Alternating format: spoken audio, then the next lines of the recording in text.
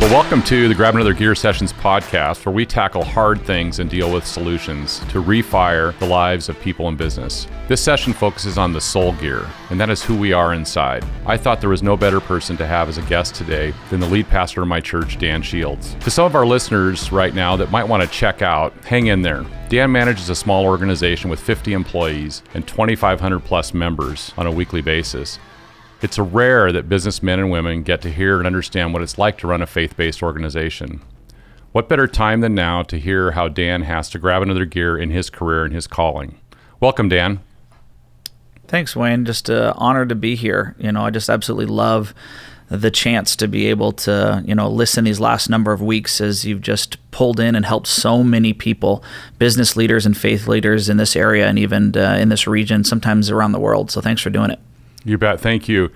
Your focus has changed quite a bit. I want to get right to the point before we let the listeners hear a little bit more about you. But ever since the stay-at-home order happened in Washington State a few weeks back, tell us about the key changes and even experiments that you've done during this time and how your team and the congregation has responded to the needs of so many. Yeah, one of the primary purposes of the church is to help those who are hurting. And so we immediately began to pivot and just ask the question, how do we care for people during this time? How do we connect people in a stay-at-home order situation, restaurants closing? And so the very first thing that we did is that we set up a food room in our lobby. And so we have, I think as of this, podcast, there's over 550 families in our local community who've been in desperate need of food. And so we've got people from our church and from our community dropping off food.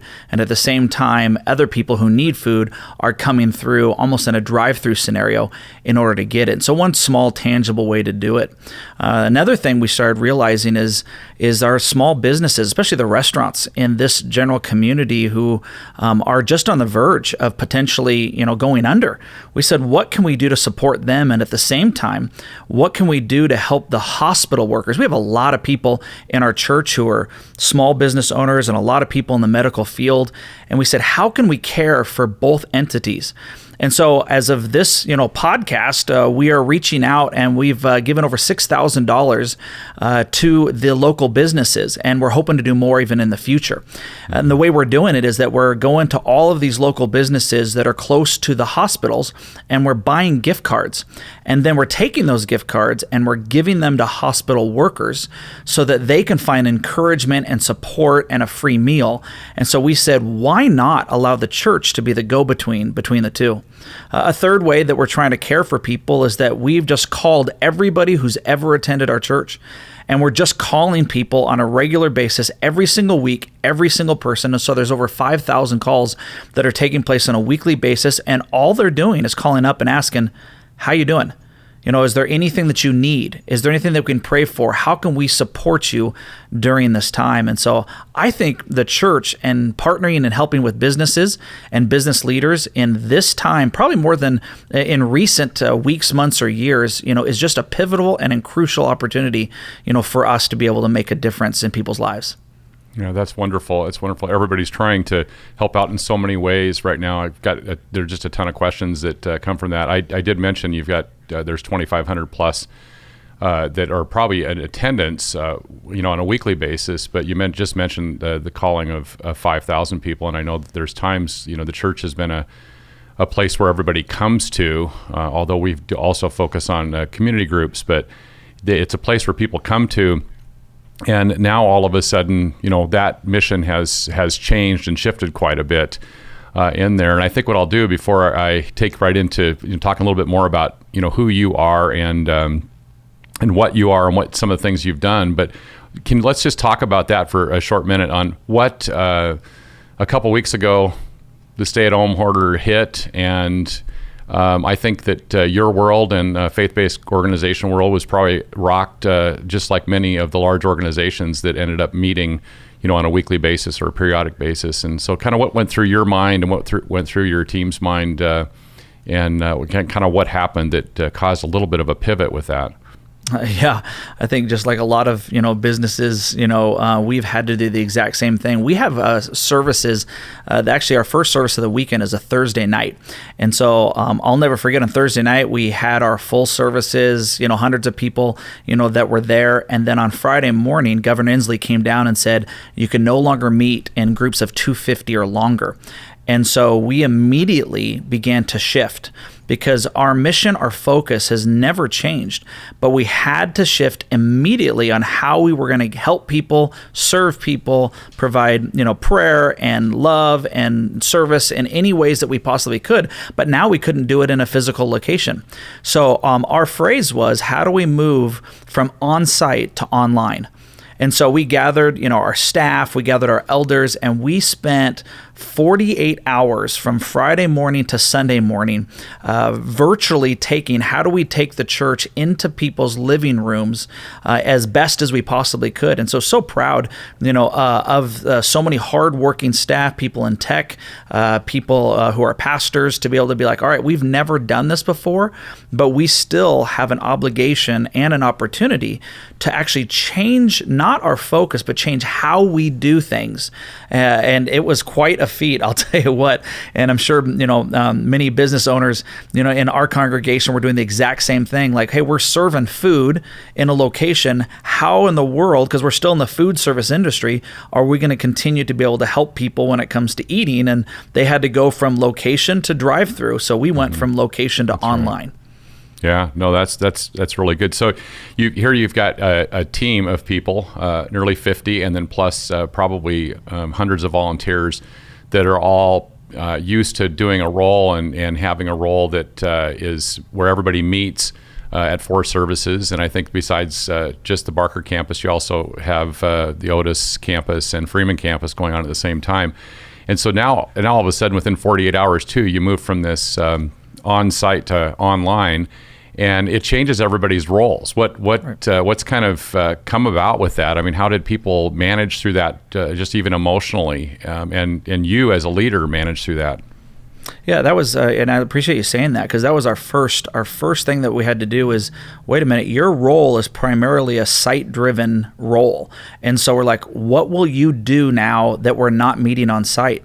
What will you do for kids ministry? What will you do to help youth kids? What will you do as part of our greeters? What will you do as even pastors? And so we're first, again, using our filter of connection and care. And so we redefined, and we had to cast that vision immediately and say, hey, whatever you were hired for, if it's not dealing with connection or care, you're now hired to deal with connection and care. And so they had to pivot. They had to shift their roles and their jobs, because we didn't want to have to let people go. We wanted to try to do the best that we can, at least early on, just to try to give them a role and an opportunity. And then to enlist as many volunteers and folks as possible. And so we've got hundreds of people now that are making calls, and making that pivot as well, because people are at home. And so we're trying to get creative with their involvement. We're like, well, hey, normally at the church, I greet people. Well, great. Now you can greet people by giving them a phone call, sending an email, sending a text. And so we've seen people shift, but emotionally, it's been really hard for some. I mean, let's be honest. When your identity, when your worth, when your purpose is to do one thing, and then all of a sudden the thing in which you are trained or hired to do is now no longer in play during the season, that's been very challenging. And we've had to come alongside some staff members who are just struggling with some of that stuff in the same way that probably some of you have done the same. Yeah, no, that's really good. I remember, I think I saw a tweet somewhere along the way that somebody said, don't you just feel like before COVID-19 hit that everything was kind of clicking and working just fine, and then now this? And so I think that kind of brings me to the point too, is the church has been growing, like many of the organizations are growing out there, and there's members that are new people coming into the church, and there's also some going to other churches because there's a bigger mission that we're all part of. And I think with that, there's also, no one ever likes to talk about it, but money is part of fueling every business. And I think in a free market society, even as we see today, people they didn't pay as much attention to that money flow as they do now when everything shrinks up and just it stops. And there was, I would imagine that at Valley Real Life too, there's offerings that are taken and tithes that are taken in that, and there's probably a mixture between online and and through taking on every one of the services. And what were your concerns? What went through your head and the leadership team's head, I think, as you kind of entered in this, because there's no longer any physical offering being taken right now? Yeah, we immediately, had to change the way in which we were going to encourage people, those who had the means, to be able to give. So we, in our situation, when things are going really well, 60% of our offerings are taken online or through bill pay. But 40% of all the gifts that were given have come through, the offering buckets or plates or envelopes, check writing. And so we've been in a season of saying, okay, we have to encourage people and train people and put out videos on how do we do this? Because we had a lot of people who still want to give, but they're like, okay, do I mail it in? Do I, start going online? And so we had to walk people through, especially these first 3 or 4 weeks, on how do you do that? Mm-hmm. And then additionally, we want to make sure we're providing people, because I know a lot of folks in our church, their business is still doing really well. And so we wanted to give them an opportunity above and beyond their normal offering. How can they give to some of the things that I mentioned, to the food room? And so we created a benevolence button, on our website for people to be able to give. So it directly goes to the needs and the pains and the sufferings that people are experiencing in our community, which we're super excited about, because again, that's why we're here. Yeah, and I think that there's still, there's a lot of this crisis that's yet to be seen, the outflow of that too. And so I think there's probably preparedness that always needs to be taking place and happening. And I know that have many in our congregation that have lost their jobs as well. They're on unemployment or struggling to get on that as well. So is there ways that the church is actually taking care of, besides the food bank, but just kind of meeting the needs of those individuals? Yeah, so we have people on staff that are willing to walk people through. If you've lost your jobs, it's surprising on how many people don't know, how do I get unemployment? The CARES Act that have been passed, the resources that are coming from the local, state, and federal government, people don't know how to get access to it. So we've got people on our staff that are trying to help people and letting them know, just being informed, so we can partner with our government officials on making sure that people know, here are the resources that are at your disposal, from deferred payments to saying, I don't have to pay for these things now. I'm not going to get penalized. Mm-hmm. And then those who are in extreme need, that's again other ways that the church, is the conduit, for resources that can be able to help, starting with people's most basic needs, and then providing ways that they're going to be able to be connected both now and the near future. Wayne, I agree with you. I think long term, we're just at the beginning of this in terms of the impact that this is going to have economically and the suffering that families are going to go through in coming months, especially when some of the stimulus stuff begins to get lessened, or dries up. That's going to be the time, probably more than ever, that we will have another opportunity. We got a group of pastors that will sit down and meet with people and walk through their finances. And so we're an essential organization. And so we still have pastors that are on call to sit down and walk people through what are they going through, and then how can we help, either in the calls or when they show up even to the food room.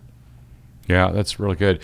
So Dan, we're going to shift gears and I guess downshift to first gear and get back to a little bit. Maybe you could share with this, like maybe what, in your life and kind of how you fall, what are some of the things that might have prepared you for this moment, to be able to lead during this moment? And what are the things that maybe you might still be even struggling with a little bit, but maybe that kind of deals with who the fabric and how God has kind of designed and made you.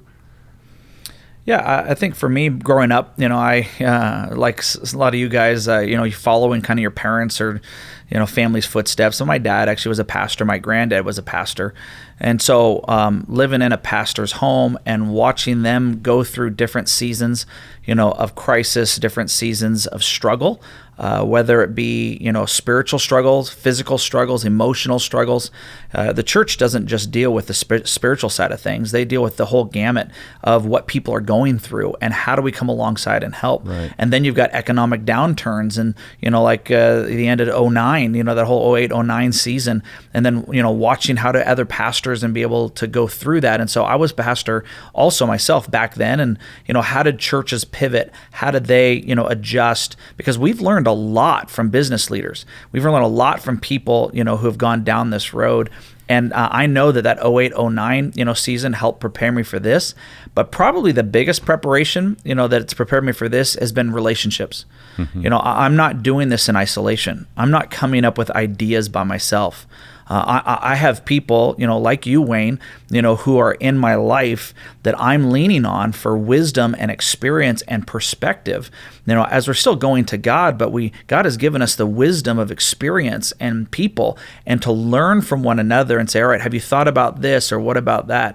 And I think that's just been a huge thing that has helped prepare. If I didn't have those relationships and those people in my life going into this and this season, knowing my wisdom and my lack of experience, I think would be a train wreck. Wow, that's good. That sets up a little bit as you kind of walk through that. That's dealing a little bit with your life team and the support that you get around them as well, and gaining experience. And I know that many of our listeners that are in businesses, I've often found that when I'm talking with them, one of the first things that I try to encourage them is to get a board or a board of advisors, and there's so many that have been resistant to that. And I'm sure right now that the idea of this even theme today is distance, but it's not isolated. And in the case of many of them, if they're feeling isolated right now, that would be an encouragement I would give them today, right now, is to be looking at those advisors or people around that have weathered and gone through storms like this previously. So when I talk about the broader group and kind of that focus, I mean, you're seeing a focus change. You're seeing a shift that's going on right now. You've had probably experiments that you and your team have been making along the way to try to still meet the needs of your congregation, and you've moved from that on-site now to online. Let's talk a little bit about the mission of Valley Real Life and what it was kind of set, and what you guys have kind of been working towards, and kind of how that mission has either shifted or evolved into something different even today. Yeah, so our mission doesn't come from us. It comes from Jesus, and we're in this whole Easter season, and so that's what we're celebrating. And and He tells us that our job is to go and share this good news, and we really believe that it is good news for anyone. What's fascinating, about Jesus is that He doesn't tell us how to do it. What I mean is that He says, all right, here are the non-negotiables. Here's what you're supposed to teach. Here's how you're supposed to live. Here's some things that would be good to train, but He doesn't say how. The theology, the philosophy behind it should never change, but the methodology, how it happens, is going to change with each and every generation. Whether we're meeting right now in a day and age of digital, and so that never took place in Jesus' day. And so how do we connect people in this way in this season? And so we're trying to stay true, to who God has called us to be, but at the same time saying, okay, we can't physically meet together. So what do? Well, we pivot and we say we can do Zoom calls together. Okay, well, we can't really have classes on finances or marriages, so what do? Well, we pivot and we offer that online for people to be able to do. Well, we can't really have services. Well, we pivot and we offer online. And so we're just trying to find all these digital ways that people can connect through social media, through the web, and all the different platforms that are available to all businesses. Churches should be, if they're not already, should be doing the same thing. To say, okay, again, you're not watering down anything. You're not changing anything. You're just changing the delivery point. You're just changing the how. You're not changing the what. Yeah, that's good. I think that I share with you, General Shinseki said one time, if you don't like change, you're going to like irrelevance even less. And I think that that's probably what's happening right now is, change comes upon us, but it came so suddenly. It's like the brakes just slammed and stopped. And so there, a lot of this you couldn't prepare for, but I think there's probably work, it's the people that are around you. It's the ability to, just what you were sharing, it's the ability to adapt and shift and deliver the same message to your audience, maybe in a different way. And I know that all of us right now, struggle with the idea. We just can't wait to get to where we can sit and hug somebody that we cared about, with good friends and that, and get back to see things. But we don't know how long that's going to take place. So in looking at that, there's uncertainty out there. There's uncertainty with people. I know people are struggling with anxiety, and they're struggling with, when is this going to end? And even a stay-at-home order is not like it's more of as I think in Pirates of the Caribbean, it said it's more of a guideline than a rule, because they're telling us that, and then it shifts and it keeps changing. And so, what kind of advice can you give people, during a time like this on how to, where to seek peace, and then I think the second is how to manage their lives and their families and their businesses through this time of uncertainty. Yeah, just like you mentioned, in the calls that we've made to thousands of people, here are some of the themes that I think your podcasters can relate to. We got themes of stress and anxiety because of the unknown. A lot of which just because we don't know. We like to be people who control, and we don't know what this is going to end. And there's only so much that's in our control. We've got relational issues that are off the chart. Where family dynamics, things seem to be going well when you're dropping kids off at school and when you're picking them up from sports stuff. But when you're now thrust into a smaller environment, husbands are fighting with wives and kids, and there's just a lot more angst and anxiety that's taking place there. We got a lot of people, physically, that are suffering because they can't get out, they can't work out, they can't do some of those things. And then we've got a lot of people who are suffering, we would say, spiritually, that they don't have peace. They're all the things that we used to turn to that provides peace, we've realized have just provided some numbing effects. So we got a lot of people who've called and said, yeah, I'm actually finding myself turning more to alcohol or food or pornography or materialism or whatever, just to kind of numb whatever it is that we're feeling on the inside. And so I know for us, it's like, here's a chance for the church to come into that. And so starting, I think it's coming up in another week or so, we're actually going to hit this straight on. How do I thrive, not just survive through COVID-19? How do I get through? Because we want to address specifically, what does Jesus have to say about our physical health, our mental health, our emotional health, and our spiritual health in these next 4 weeks. And so it's just another way to try to care for the soul, because I know you started off by saying, how are we caring for our soul? Right. And so this is just another way to be able to do it while we're still making the calls, while we're still reaching out, while we're still helping people. But I cannot overemphasize what you said earlier, which is, who do you have in your life that you're leaning on? Who do you have to bounce ideas off, to connect with, to be able to get through this season? You can only do it on your strength for so long. And yet there are people out there, who are just like you and me, who want to be able to provide help, healing, and hope in the midst of it all. Yeah, no, that's really good. It is searching for that, I think Jesus horizontally through the people that are around us to be able to come in and support us. And I think that's just a really good word.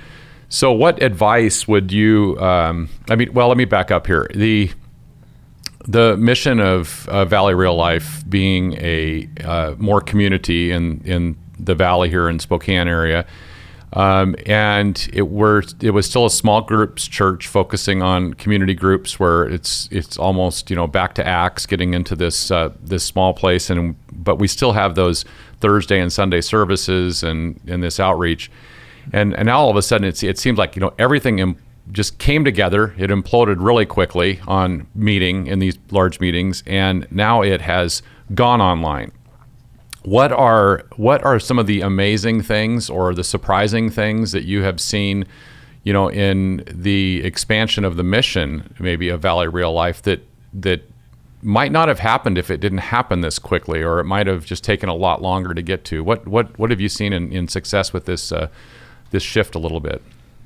Yeah, I think, one of the things that I actually learned, and I can't even remember where I got it from in the last few weeks, but it was, actually from, a business leader, who just said, in crisis, look for the opportunity. Look for an opportunity to continue to expand, to grow, and to make a difference in the life of others, or in his case, he was talking about to expand your business or try something new.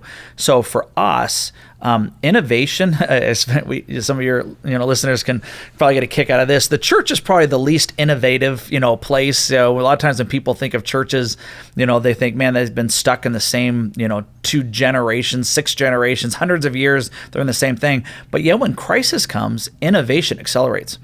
And so we're excited because it sounds funny, but we've just launched an online church. And so we start thinking, we've always thought, like, how can we support, love, and reach people and help people in our local community, basically within driving distance. We've even launched some campuses, like you mentioned, in Otis and Freeman. Well, all of a sudden, when we went online in this way with everything that we are and all of the staff and all of the support and all the volunteers behind it, the doors completely opened up outside our region. We've got people that are connecting and watching and engaging from places like the Tri-Cities, Seattle, Southern California, Texas, Florida, Maryland, the Philippines, China, and across the world. That people are now logging in, that they're connecting, that they're staying with, they're asking questions, they're wanting to know how they can help, and they're wanting to know how they can be helped. Yeah. And so it's just completely blown my mind to be like, wait a minute, we're not a local church anymore.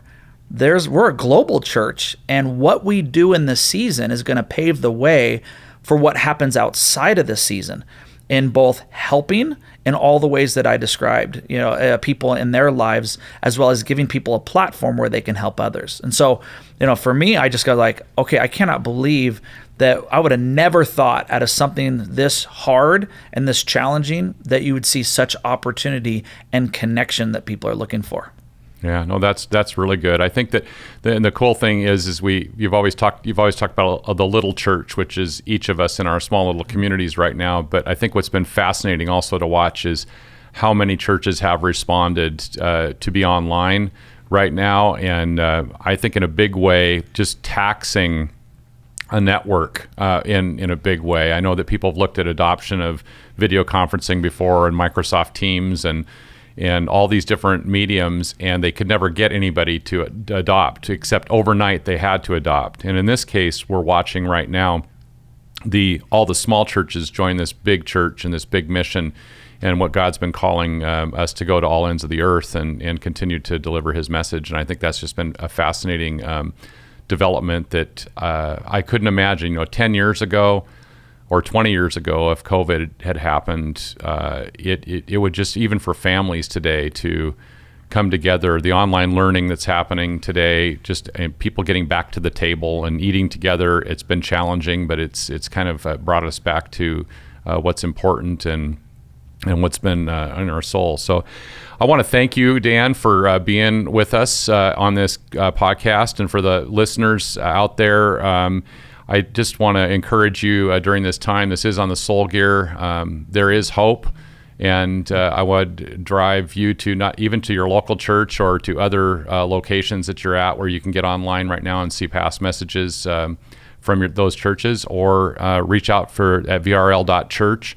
Hear a little bit more about behind the scenes with Dan, and also some of the messages. This message is being recorded on Good Friday, 2020, and I state that clearly because I think every single person this year, especially in 2020, should be journaling what your path is, because this is the first time that many of us ever that are alive have experienced anything like this, and it'll be fascinating to look back at this 20 years from now and understand what we've learned. So I want to encourage each one of you, know that the soul is the most important part during this time, and I'm sure everything that you thought you were in control of 30 days or more before, you're no longer in control of. And so I would just encourage you to give Christ control of that. And I hope this was an encouragement to you, and I hope Dan's message and story is an encouragement on leading a faith-based organization that's large and having to shift as well. And I want to thank you for this time. And this is Grab Another Gear Sessions podcast, Soul Gear, with Dan Shields at Valley Real Life Church.